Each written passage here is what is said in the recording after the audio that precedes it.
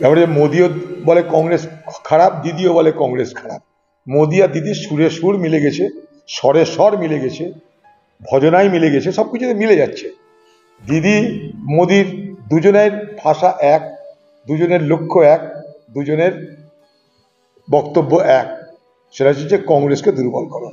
অথচ আপনি কিন্তু ইন্ডিয়া জোট যখন হয় তখন সেখানটা আপনি কিন্তু অংশগ্রহণ করেছিলেন, তখন কিন্তু আপনি কিছু বলেননি। নির্বাচনে যেই দেখেছেন নির্বাচন হয়ে গেছে, আর তো সরকার গঠন হলো না, এইবার শুরু করো মোদি তোষামোদি শুরু করো। মোদি তোষামোদি না করলে এই পশ্চিমবঙ্গে ইডি সিবিআই দৌরাত্ম বাড়বে, সাহায্যের বহর কম বেশি হতে পারে। এখন মোদিকে খাতির করো। দিদির এই মোদি খাতিরের লাইন আমরা স্পষ্ট দেখতে পাচ্ছি। মোদি চাই কংগ্রেস দুর্বল, দিদি চাই কংগ্রেস দুর্বল। এখন ওদের নামিয়েছে ময়দানে, দেখেছে এতদিন বাজার পাচ্ছিল না, দেখছে দিদির এই সময় দিদির চামচাগিরি করলে, দিদির হয়ে কথা বললে একটু যদি বাজার পাওয়া যায়, মন্ত্রী তো গেছে, সবই তো গেছে, যদি একটু জায়গা পাওয়া যায় চেষ্টা করছে হয়তো, যাই না, আমি এসব নিয়ে মাথা ঘামানোর দরকার নেই। কিন্তু নির্যাতিতার পরিবার পাশে আমরা আছি, মানসিকভাবে আছি, আন্তরিকভাবে আছি, সবভাবে আছি। সে পরিবারটাকে যে অপমান করেছে তার তীব্র প্রতিবাদ করছি। আমরা সেই পরিবারের পাশে আছি আছি আছি। গুলি চলবে, গুলি চলবে, গুলিতে মরবে, মদ হবে, জুয়া হবে, এটা বাংলার এখন নিত্য নৈমিত্তিক ঘটনা, এটা কোনো খবর নয়। এখন এটা প্রতিদিনের আমাদের জীবনের অভিজ্ঞতা।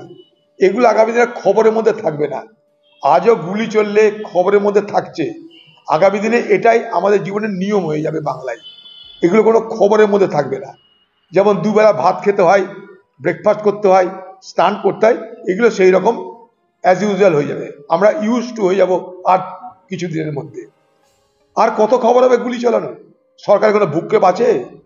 সরকার জানে আমার যাই হোক তাও ভোট আসবে, জিতবো, ক্ষমতা বসবো, যা খুশি হয়ে যাবে।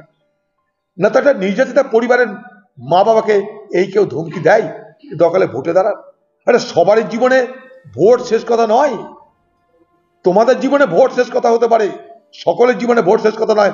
বাংলার মুখ্যমন্ত্রীকে আমি দাবি করব, আপনার দলের এমএলএদের, মন্ত্রীদের এই ধরনের অশোভনীয়, অপমানজনক একটা নিজেদের পরিবারের প্রতি যে তাদের প্রদর্শন যে ভাষা, তার জন্য আপনি ক্ষমা চান। আপনার ক্ষমা চাওয়া উচিত, একজন মহিলা আপনি, এটা মাথায় রাখবেন। চিরদিন কাহারও সমান নাহি যায়, মনে রাখবেন মমতা ব্যানার্জি। অনেক কিছু করতে হবে, সাগর মেলা সাগর মেলা, কুম্ভ মেলা কুম্ভ মেলা, আমাদের কাছে সবই পবিত্র জায়গা। উঠুক, আমরা তো চাই আরজিকর মামলার পুঙ্খানুপুঙ্খ তদন্ত করে নির্যাতিতার পরিবার যা বলছে, যারা অপরাধী সেই অপরাধীদের খুঁজে বার করা হোক এবং শাস্তি দেওয়া হোক। কে জানে কি করবে তৃণমূল, বিধানসভার আগে নাটক করবে কিছু, মস্তান বদল হবে, দল বদল হবে, নেতা বদল হবে, পুলিশ বদল হবে, ভোট করাতে হবে না? কারা ভালো লুট করতে পারে, কারা ভালো দাঙ্গা করতে পারে, এগুলো খুঁজা হবে নতুন করে আবার। তাহলে বুঝতে পারছেন এই বাংলায়, এই পশ্চিমবঙ্গে কাদেরকে সহযোগিতা করা হয় বুঝতেই পারছেন, কেমন এখানকার সরকার বুঝতেই পারছেন। বাংলাদেশ থেকে এসে শুধু এখানে বসবাস করাই নয়, এখানকার নেতা নেত্রীও হয়ে যাচ্ছে। দুর্ভাগ্য। এটা সরকারের চূড়ান্ত ব্যর্থতার একটা নিকৃষ্টতম উদাহরণ। তাহলে বুঝুন এবার, সরকারের উপরে ভরসা নেই, প্রশাসনের উপরে ভরসা নেই, সাধারণ মানুষের কোন দুর্যোগের মধ্যে দিয়ে আমরা চলেছি বোঝার চেষ্টা করুন। বাংলার মানুষ, আমরা বড় দুর্যোগের দিন কাটাচ্ছি। আমার আপনার জীবনে আগামী দিন কোন অনিশ্চয়তা অপেক্ষা করছে, কোন বিপদ অপেক্ষা করছে, না আপনি জানেন না আমি জানি না। তৃণমূলের বোমা সব, তাই কে কাকে ধরবে? বোমা তৃণমূলের, তাই বোমা কে করছে ধরা পড়বে না, ধরা হবে না। ধরা পড়বে না তা না, ধরা হবে না, কারণ বোমাটা তৃণমূলের। পুলিশ জানে, নেতা জানে, সবাই জানে। দেখুন, এই পশ্চিমবঙ্গে যে নির্বাচন হয়েছে, সেই নির্বাচনে হয়েছিল সাম্প্রদায়িক মেরুকরণ। বাংলার মুখ্যমন্ত্রী তিনি দাঙ্গা লাগিয়েছেন শত পবিত্র হয়ে পরিকল্পনা করে।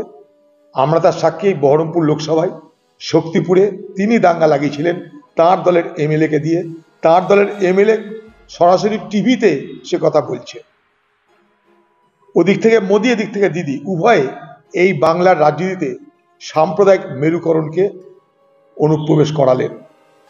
আজকে বাংলার রাজনীতিতে সাম্প্রদায়িক মেরুকরণ এতটাই তীক্ষ্ণ তীব্র হচ্ছে যে আগামী দিনে বাংলার রাজনীতির নতুন ভাষ্য, নতুন ধারা তৈরি হচ্ছে। আজকে কোথায় গেছে তৃণমূল দল, যে একটা নির্যাতিতা পরিবার সবাইকে হারিয়েছে, একমাত্র সন্তানকে হারিয়েছে, তাকে দিন রাত এইভাবে গালাগালি দিতে হয়? আমরা তো বলি মুখ্যমন্ত্রী পদত্যাগ চাই।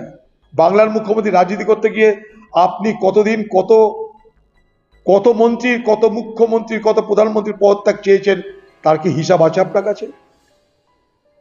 একজন সর্বসন্ত পরিবার যদি বলে মুখ্যমন্ত্রী পদত্যাগ চাই, মুখ্যমন্ত্রীর উচিত তার বাড়িতে গিয়ে বলা যে আমি তো আপনাদের সঙ্গে আছি, আমার কেন পদত্যাগ চাইছেন? আমি তো আপনাকে মদত করার জন্যই আছি। যখন দেখলেন চারিদিকে হল্লা শুরু হয়ে গেছে, প্রতিবাদ শুরু হয়ে গেছে, তখন তাদের বাড়িতে গিয়ে টাকা দিয়ে ম্যানেজ করতে চেষ্টা করেছিলেন, আপনি ভরসা দিয়েছিলেন বাকি অপরাধীদের ধরা হবে। আর আজ আপনার মদতে, আপনার উস্কানিতে আপনার দলের লোকেরা আজকে এইভাবে একটা নির্যাতিতা পরিবারকে ভয়, ভীতি, অপমান, প্রলোভন দেখাচ্ছে। এর থেকে গরিত কাজ আর কিছু হয় বলে আমি মনে করি না একজন জনপ্রতিনিধি হিসাবে। এখানটাই কোথায় নদন, কোথায় নাদন, কোথায় মদন, তাদের যে ভাষা, এটা যে কোনো সংস্কৃতিপ্রেমী বাংলার মানুষকে দুঃখ দিবে, পীড়া দেবে বলে আমি মনে করি। তার মধ্যে মুখ্যমন্ত্রী পরিকল্পনা করে তৃণমূল দলের দুটো স্বচ্ছ ভাবমূর্তির লোককে কাল থেকে ময়দানে নামিয়েছে, শোভনদেব বাবু, সৌগত বাবু। এতদিন এই নাদন, কোদন, মদনরা বাতালা মারছিল, নাদন, নদন, মদনরা বতালা মারছিল। দেখছি যে এটা ঠিক হবে না, দুটো ভদ্রলোককে নামাও। হ্যাঁ, রাজনীতি করি বিরুদ্ধে, কিন্তু শোভনদেবকে নিশ্চয়ই একজন ভদ্রলোক বলে মনে করি, সৌগত তাকে নিশ্চয়ই আমি একজন ভদ্রলোক বলে মনে করি। আজকে সেই সৌগত রায়, যার যোগ্যতা কোনো কমি ছিল না, তাকে কিন্তু এই বাংলার মুখ্যমন্ত্রী দিল্লিতে কোনো বড় পদ দেননি, কোনো স্ট্যান্ডিং কমিটির চেয়ারম্যান পর্যন্ত করেনি। এই শোভনদেব বাবুকে, সেও ভদ্রলোক আমি মনে করি, আমাদের বিরোধী থাকতে পারে রাজনৈতিক, তাদেরকে দিয়ে ময়দানে নামিয়েছে মুখ্যমন্ত্রীর আদেশে। তারা কিন্তু কোনদিন এসব কথা বলার লোক না বলে আমি মনে করি। তাদেরকেও ময়দানে নামানো হয়েছে মুখ্যমন্ত্রীর আদেশে। কেন মুখ্যমন্ত্রী আপনি কিছু বলছেন না? যদি আপনার মনে হয় তারা টাকা খাবে, তারা পয়সা খাবে, আপনি কেন টিভিতে এসে বলছেন না? আপনার দলে যাদেরকে দিয়ে বলাছেন তারাই কদিন আগে আপনাকে গালাগালি দিয়েছে, তাদেরই আপনার প্রতি অনাস্থা ছিল। তারা আপনাকে ভ্যান থেকে নেমে চিৎকার করে করে গালাগালি দিত, মনে নেই আপনার? আর সব সাদা কালো হয়ে গেল, কালো সাদা হয়ে গেল। একটা নির্যাতিতার পরিবারের পাশে যখন একটা মুখ্যমন্ত্রী দাঁড়ানো উচিত, তখন সেই নির্যাতিতার পরিবারের প্রতি আক্রমণ সানিয়ে আপনি আরেকটা অপরাধ করছেন। ক্ষমতার এই দম্ভ বাংলার মুখ্যমন্ত্রী সারা জীবন থাকবে না।